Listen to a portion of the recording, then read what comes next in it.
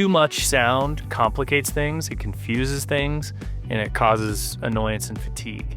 And too much brain power needed. Yeah, too much cognitive load, and it's a known fact.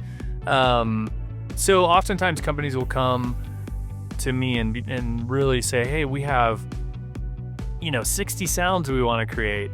And I go, okay, cool. Let's take a look at the list. Let me understand your product a little better, and let's try to find ways to strip it back. Because, that can just be very overwhelming for users.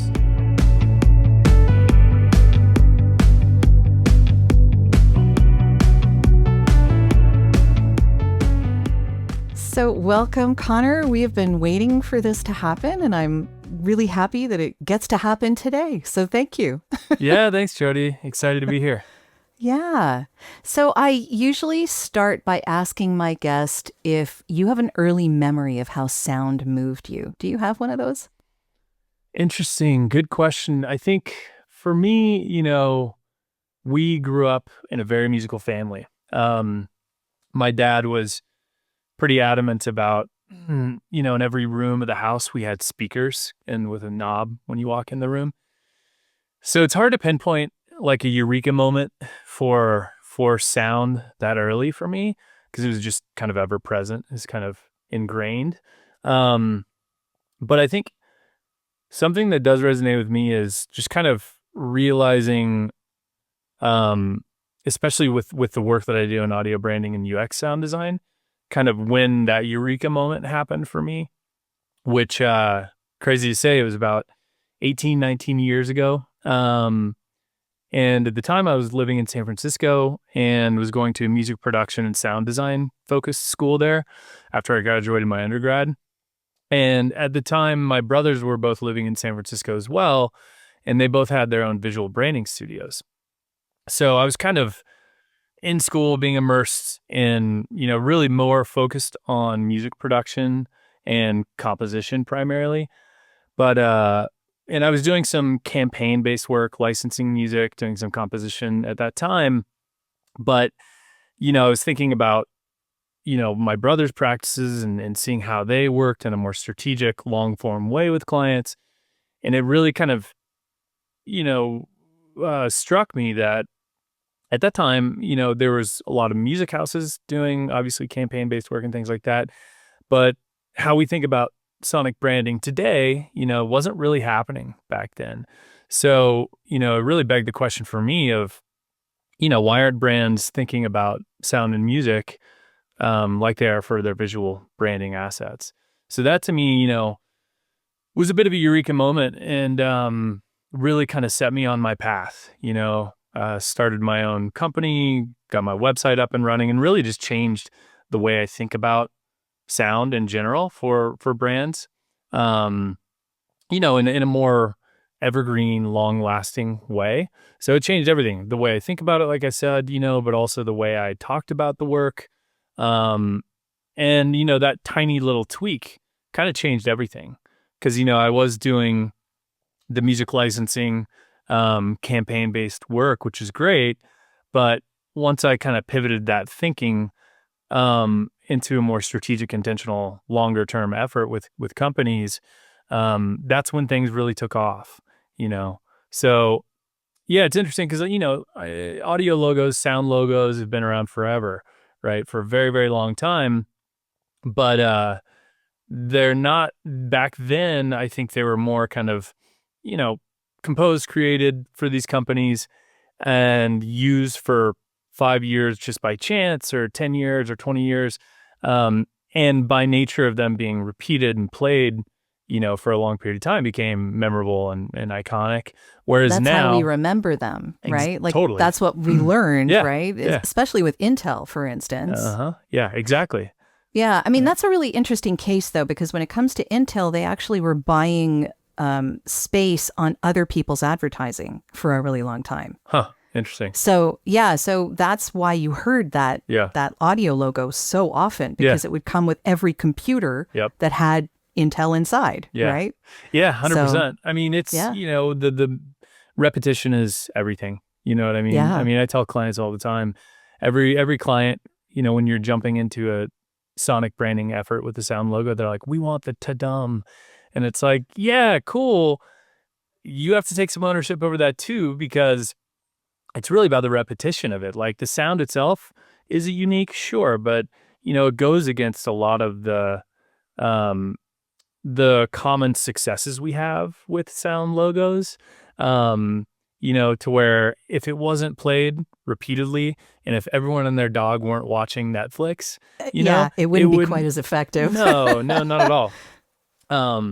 But to sum it up, I think, back then companies were still doing a version of sonic branding, but now it's done much more intentionally, much more at scale, and thinking about product. Like that's a lot of the work I do. Back then, people weren't really doing product-based sound design in an intentional way, and now that's a huge space. So, yeah. So you have your own company doing this now? Correct. Yeah, CMoore Sound. Yeah, I've had it for. I mean, it's been around for 16 years now, and I did take a little hiatus. I worked 3 years at another agency based in New York. I was executive creative director there. In coming this April will be 2 years back to my practice. So what did you learn in New York that helps you with what you're doing now? I'm curious. Oh, I learned a lot. I made great, relationships there. I would say I learned a lot from a business standpoint, to be totally honest. They were very buttoned up as a business, and we went through an acquisition. So learned a lot about that in that time. And also just more about presentation. It wasn't much about, my process before joining them was pretty much the exact same. It was presented a little bit differently, but, it was a great, experience to take things that I thought were working well and continue doing what I was doing before. Yeah. So what's your process now as far as taking on a client and getting them what they think they need? Yeah. Because that's always a little bit of a... Yeah. That's a good way to put it, because, no new business endeavor is the same, and really with my company, it is just me, right? But I scale per project. So right now, for example, I have 7 projects happening, and I have 5 or 6 different composers working with me, a couple strategists as well. So, it's different from your typical agency model where you have 10 to 50 people on staff all the time. So I scale per project, and the talent is directly picked for the project. If it's UX based, I pull in very good UX designers. If it's logo based, it's specific to that. Also by genre and style. But like I said, every project is different when it comes in. More recently, I find I compete a lot with the bigger agencies, the agencies of 10 to, 200, right? Sure. What do you think that you offer that's better than, or, might give you an advantage to the bigger agencies? Yeah, I think the first thing, and I'm very clear about this when I pitch to clients, is, those bigger agencies often have their founder involved in the pitch, and in really selling the business, but they're not involved in the work, right? They don't get FaceTime outside of that pitch with that person, who usually those people are like myself, 15, 20 years in the space, really know the space. Whereas with my business, I'm involved at every stage. I might be doing 50% of the design. I might be doing 100% of the design, right? Certainly part of the client, side, as far as showcasing work and talking to executives and things like that. So that's a big value add, having a veteran in the industry in the room at all times, and really guiding the work. That is really the biggest differentiator. I also tie into company Slack channels, their Microsoft Teams. A lot of these companies probably do that as well, but I work, especially for UX-based work. UX is highly, highly iterative, and agency model typically works on 2-week to 3-week design cadences where, the project goes dormant for a while. Then the work is shown, and then there's feedback, and then it goes dormant, and it's this kind of cycle. Whereas, I can work faster and nimbler with clients. But in the pitch process, like going back to the original question, I think I was on a recent one with a big automotive company, and I knew the other two agencies involved who were very, very good and very talented and have portfolios just as good as my company's. And the automotive company had a POV on what they needed, right? It was like, we have to have a sound logo. That's the primary. We want a brand anthem, and then we want UX. And I said, okay, how can I come into this pitch a little bit differently? Because I know those guys are going to present just what they asked for. So I came in and I said, okay, cool. I hear you. Here's a quote for that, right? I'm going to address that. I'm going to show you how we would do that work and what that would look like. But I'm also going to make a recommendation. And my recommendation is actually start with UX through the brand lens. So why would you do that? Yeah. Because they're a product first company. It's an automotive company. Without the product, you don't have the brand. So of course, yeah. That is the biggest touch point for their customers. And you can do the audio branding process through UX. It's really the same process. And I also ask, do you guys have a need for custom original composition and music? Like, are you looking for a large music library, for example? And they were like, no, not really. And I poked at that and I said, okay, well then why do you think you need a brand anthem?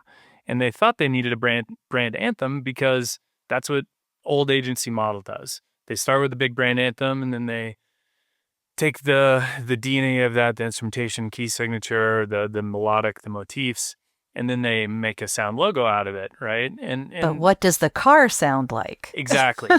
So all to say, they were like, wow, I really appreciate this POV.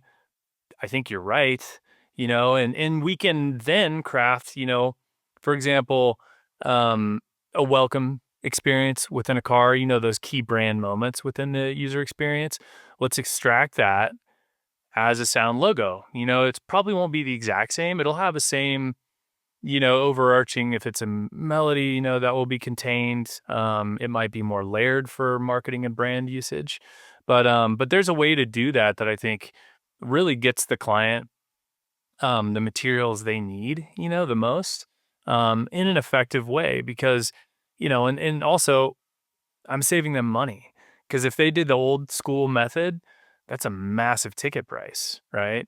And I did that. I offered that to them and it was big, and then I did the other approach and I was like, look, this way, going this route is going to save you money. So I think that's a big differentiator too for me is, at this point in my career, I'm pretty straight shooter, with clients, and I tell them exactly what I think. And if they don't want that, then they can find someone else, that's totally fine. But I think most people value that, they look at that and they go, that they either say, cool, I want that, let's do it. Or they say, yeah, we want to go that way, but I appreciate your candor. And it's like, cool. Yeah, we're all good. It works out for everyone.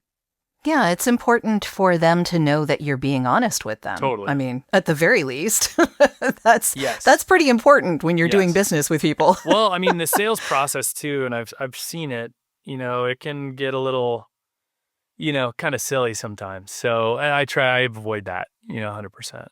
Yeah. There's a lot of marketing speak in this business, and some of it is useful and some of it is not. Well, every business, and it's like, I don't blame people for their process or how they, how they win business. It's just I choose to operate differently, Hey, this is George Holliday from Hear Me Out. You're listening to the Audio Branding Podcast. It's a great place to learn about how powerful sound can be.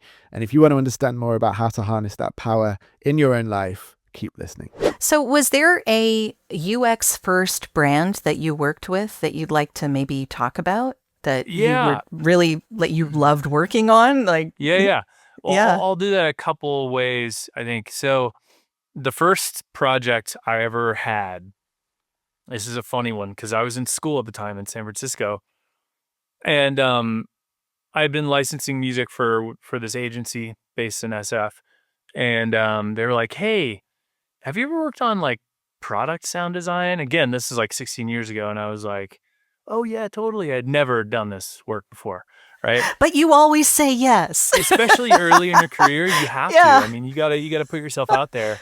I love it.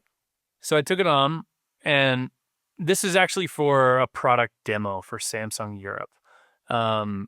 So I did that work, and the funny thing too is I went into the head of the school, and I was like, "Hey, I just had a meeting with this agency in Samsung Europe about product sound design.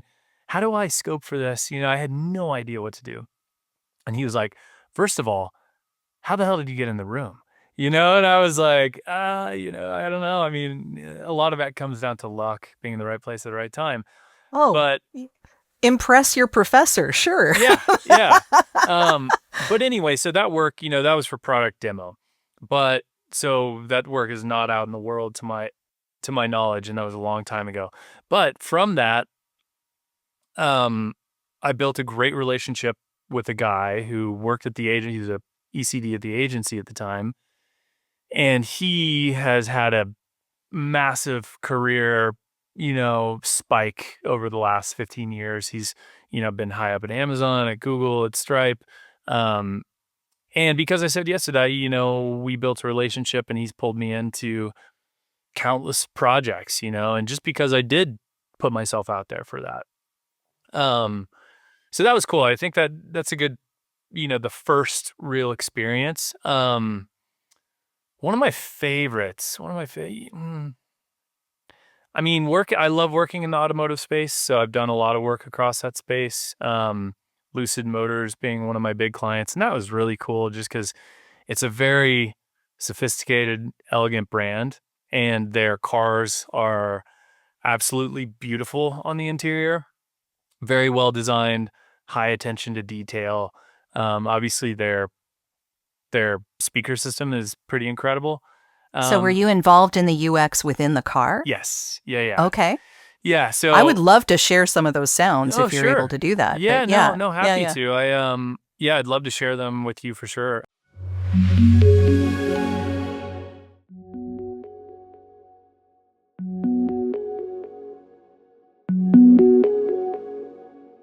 But yeah, I mean, you know, reflecting that kind of elegant soundscape in longer form kind of compositions when appropriate, and carrying a through line from those kind of more key brand moments.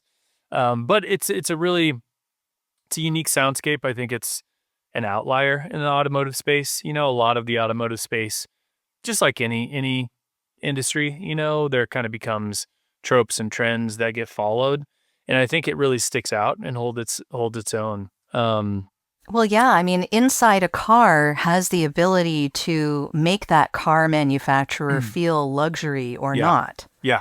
Right? Oh, yeah. Even the sound of the car itself, like the slamming of the door, you know, or like the way that it starts up, the sound that starts up. Like all of this makes the car feel more luxurious as you drive in it. All about attention to detail in this design. I mean, like you said, closing the door, you know, closing you know, a compartment in the car, you know, the car horn, you know, all these things. Oh yeah, that's a big one. You can hear the quality of a product, and that impacts perception, right? If someone's going to pay $100,000 for a car, they expect, you know, a level of detail to be paid attention to. So that's one of my all-time faves. I think one of my other ones to speak to real quickly is a product called Sense. It was by a company called Hello. And this is probably 12 or 13 years ago.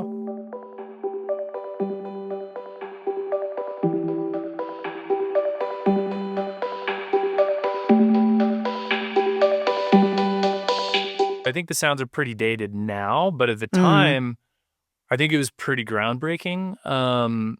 And what the product is a little orb that sat on your nightside table, and it would gather data, lights, sound, humidity, all these different things within your room that affect your sleep. And it had an app integration that would track your movement. So it was early day, very detailed sleep tracker. And they do this all on my Ring now. Yeah. Oh, everything has changed so much. Yeah. But I mean, it was a beautiful product too, and like it kind of blew up early on. Unfortunately, the company's not around anymore. But that was an opportunity to create longer form compositions for alarms and sleep tones. And that was at the time when iPhones kind of had some interesting design happening. I mean, nowadays, with Pixel and Apple products, they have internal sound design teams that are extremely talented and yeah, Samsung too. Yeah, and very thoughtful about design. So they're doing that now. But back then, they were just very simple kind of ringtones and alarms. And what I did is I went in and really crafted really long form compositions that gradually pick up over time, with volume, percussiveness, harmonics, complexity. So the concept was about keeping the time of peace as long as you can in sleep, but when you need to wake up, for light sleepers, they would wake up at the beginning note. And for heavy sleepers, they would wake up at the end, at the end of that 15 seconds. So to me, that was like a big shift in my design thinking about what I call considerate design, in terms of considering the end user and how they're impacted. Well, what is it meant to do? Yeah. Yeah. Wake people not up. just is that a sound that we could hear, but what is that sound meant to do? Yeah. And how often are you going to hear it? Right. Because I know you've also worked on a game for Peloton, right? Yeah. Okay, so when you're gaming UX, you're going to have someone using that menu item, for instance, multiple times over a long period of time. Right? Yeah. So there's a consideration, I'm assuming, Right. that goes into the UX design for a game that might be different than, say, something like the Hello design. Yeah, they're very different. I mean, to be totally candid, I don't do a ton of game design. Peloton's been a long-term partner, and I've worked across massive swaths of their products and brand. And it was really fun to work on that game because it's a very interactive game design. But yeah, the menu, I think and again, I don't study the gaming sound space as much, but from what I do know, just the gaming environment, you have the ability to kind of make even UX, UI sounds more colorful and more lively than your standard product experience, I would say. But no, it's a huge consideration, and you have to think about it. Like, it's dependent on the product, where it lives in an environment, but also the context of the interaction within that product experience. So, and what I do is often do like frameworks for companies to where it's like, hey, this is considered a brand or hero sound. This is considered a functional sound. This is considered there's different categories, and just slotting them in to where we're really thinking about it in an intentional way. And it helps with the teams too, because I find sometimes with companies who haven't worked in sound, they'll kind of think everything, if you have a product experience that has 20 sounds in it, everything should be very distinct and very ownable and branded. And it's like, no, we don't really need to do that. In fact, that can be perceived as really annoying over time.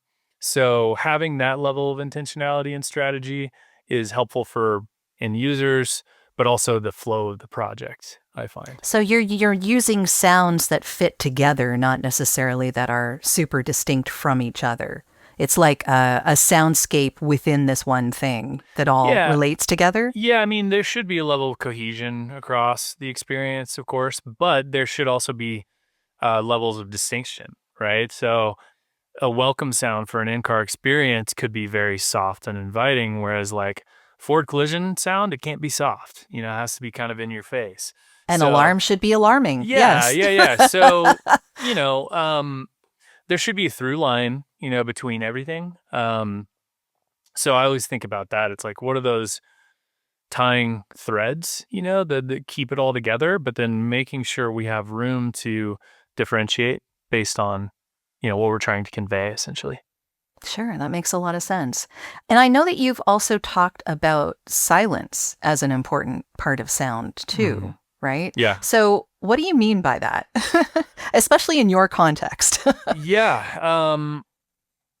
I mean, for sound to be impactful, there has to be silence, just think about when people speak, if I was up here just blah, blah, which probably I am, your word That's is... why we're here. Yeah, I'm here to get you to talk, Connor. It is a podcast. Speech is more effective when there's silence intermixed, right? In music too. Like think about, you hear a great, jazz instrumentalist, whatever instrument they're playing, they take rests, and they give space. I mean, the whole collaborative element of music is space and what you do with that space. So it's the same with the user experience, right? And to me, at the end of the day with UX, too much sound complicates things, it confuses things, and it causes annoyance and fatigue. And too much brain power needed. Yeah, too much cognitive load, and it's a known fact. So oftentimes companies will come to me and really say, hey, we have 60 sounds we want to create. And I go, okay, cool. Let's take a look at the list. Let me understand your product a little better, and let's try to find ways to strip it back. Because, that can just be very overwhelming for users. So in a lot of scenarios, what I do is I'll kind of try to create a universal global design language that is like really addresses like we're using one universal sound for, confirmation state, one universal sound for an error state. These basic things that happen a lot in the user experience where, it doesn't have to be super differentiated for this feature moment, right? Or maybe it is like slightly tweaked a little bit, so it is customized for that feature. But there's a lot of power in simplicity and silence, and like, that is the biggest takeaway of my time in this space is simplicity, and silence. There's a kind of elegance in that, I think, actually. Yeah. 100%. Yeah. So, I mean, using sound where it makes sense, not just because you need a sound there. Yes. Yeah, 100%. Well, that's the end of this episode. Thanks for listening. And if you like what you heard, why not tell a friend about this podcast? It's available in all the usual locations. Until next time.